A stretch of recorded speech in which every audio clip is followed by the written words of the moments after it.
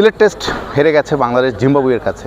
একটু হজম করতে বাংলাদেশের ক্রিকেট দর্শকদের হয়তো কষ্ট হবে, কিন্তু আবার এটাও মনে হবে যে হার আর নতুন কি, বাংলাদেশ তো রেগুলারই হারে।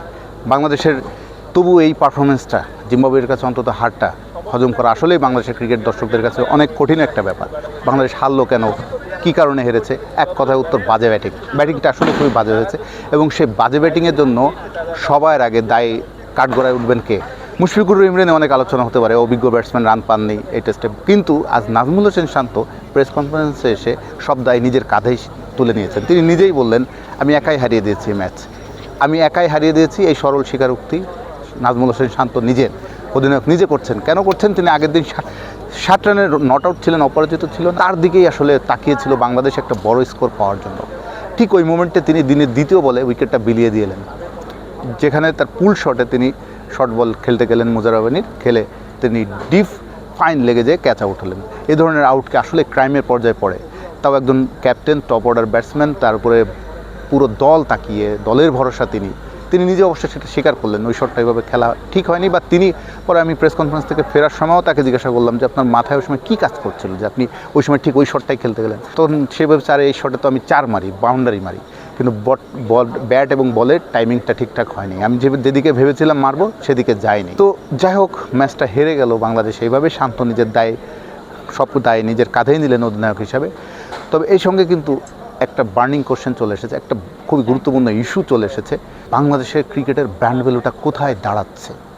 এই প্রশ্নটাও এসেছে বারবার প্রেস কনফারেন্সে।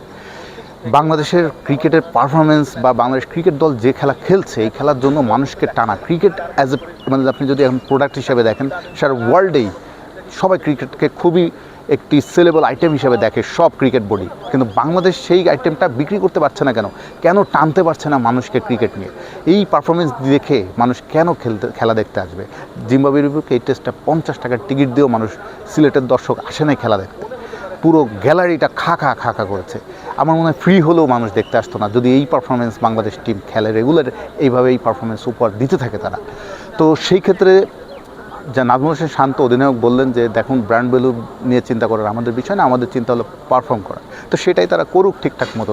ভালো পারফরমেন্স না হলে আসলে তো ক্রিকেট নিয়ে কেন এত উন্মাদনা আগ্রহ তৈরি হবে?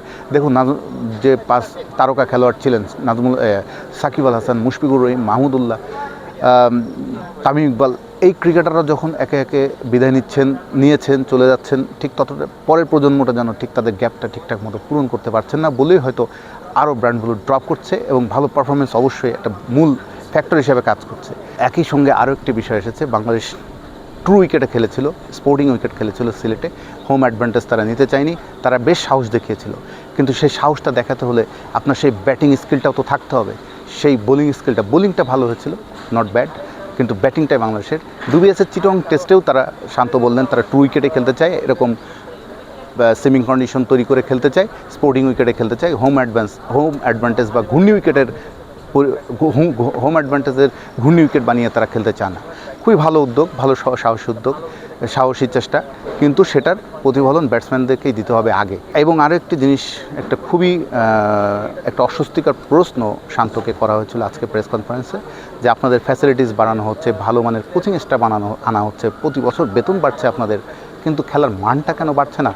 শান্ত সেই প্রশ্ন আবার পাল্টা কাউন্টার কোশ্চেন করেছেন সাংবাদিকদের, যে আমাদের বেতন বাড়লে কি আপনাদের অসুবিধা, বা আপনারা খুশি নন?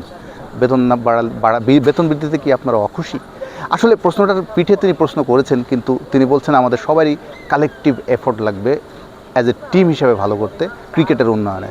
যাই হোক, এই কেতাবি কথা, অনেক ধরনের কথা, থিওরিটিক্যাল কথা আর নয়। বাংলাদেশ দর্শকরা চায় মাঠের পারফরমেন্স অন্তত বাংলাদেশ ভালো করুক। চিটং টেস্টেও যদি বাংলাদেশ ভালো না করতে পারে, জিম্বাবুয়ের বিপক্ষে আরও বড় যেন কেলেঙ্কারি বলবো না, আরও লজ্জার ফল যেন অপেক্ষা করবে তাহলে।